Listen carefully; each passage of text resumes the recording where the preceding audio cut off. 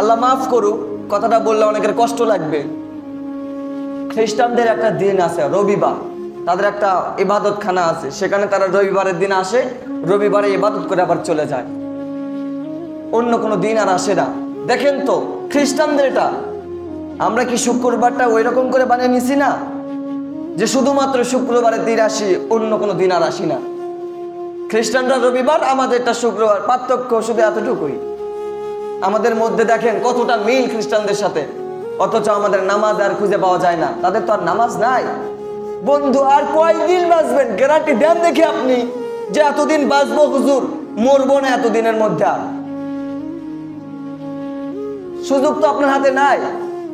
যতটুকু আছে আল্লাহু আলাম, আল্লাহ ভালো জানেন। দিমাগ আরো কতদিন পর আপনাদের খুলবে বলেন? আরো কতদিন পর? আপনি বৃদ্ধ হয়ে গেছেন, আপনার চিন্তা ছিল আরো কিছুদিন যাক, আরো কিছুদিন যাক, দাড়ি রাখবো, আরো কিছুদিন যাক, ভালো হবো, আরো কিছুদিন যাক, নামাজ ধরবো, হজ করব, রমজানের রোজা রাখবো।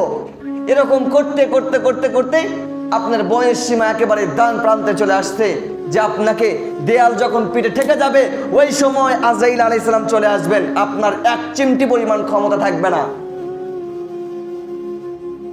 ইবাদত করতে চাইলেই তো করা যায় না, আল্লাহর রহম লাগে, এজন্য আপনাকে আল্লাহর কাছে চাইতে হবে। ফিলিস্তিনের দিকে তাকান, চাইলেই তারা নামাজ পড়তে পারছে না, চাইলেই তারা তারাবির নামাজে দাঁড়াইতে পারতেছে না, এরপরে ইফতারি সেহরি করতে পারতেছে না। গেল তো রমজান মাস, তাকান ওদের সন্তানের দিকে তাকালে বিশ্বাস করেন কলিজা ফেটে যায়।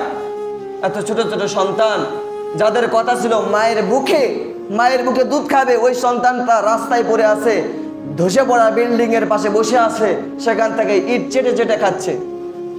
অবাস্তব কিছু বলছি না। দেখেন সেই পরিস্থিতির তুলনায় আল্লাহ কত ভালো রাখছে। তো এই জন্য তাদের জন্য বেশি দোয়া করা আমাদের, এবং নিজের অবস্থান থেকে মুসলমানটা ধরে রাখা, মুসলমানিত্ব। আপনি মুসলমানিত্ব ধরে রাখেন, আপনি পুরুষত্ব ধরে রাখেন। যদি আপনি পুরুষ না হন, মহিলা হন, তখন আপনি কি করবেন? যে পোশাকটা চেঞ্জ করবেন।